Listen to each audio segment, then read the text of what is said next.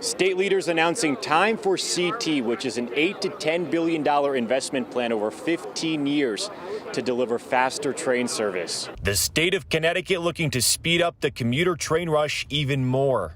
It's welcome news for people who ride the rails every day. I don't like to travel for 2 hours, so if it can be cut in half, that'd be great.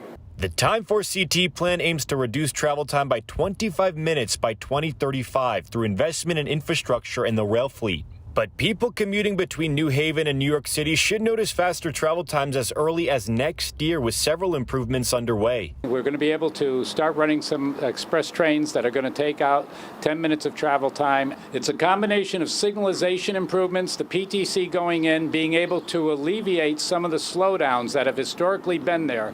All of those improvements not possible without workers. This proposal is also going to create 45,000 good-paying jobs. Connecticut's got about 98% of our economy back.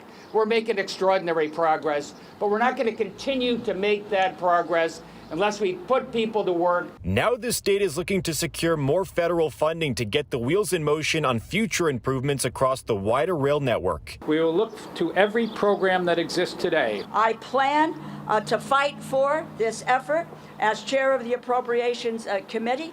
State leaders also not ruling out an increase in ticket prices. It's something we have to consider as we're looking for how do we go and pay for things going forward, but there is nothing right now that we have discussed in terms of changing that.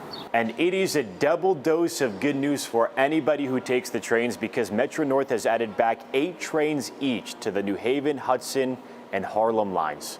The added trains will run during peak hours as part of an effort to get service back to pre-pandemic levels as ridership increases. It feels better. It feels better just because we could do things like we did before, and it's just more convenient having the trains there when you expect them. Reporting for Fox 61 News, I'm Angelo Bavaro. Well, as we get into